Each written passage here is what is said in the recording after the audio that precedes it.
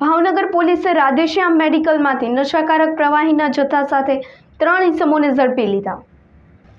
ભાવનગર શહેરમાં નશાનો કાળો કારોબાર ચાલતો હોવાની બાતમીના આધારે ભાવનગર એલસીબી પોલીસે શહેરના ઘોઘા રોડ પર આવેલા શિવાજી સર્કલ નજીક આવેલા રાધેકૃષ્ણ મેડિકલ સ્ટોરમાંથી નશાકારક પ્રવાહીનો જથ્થો ઝડપી લીધો હતો।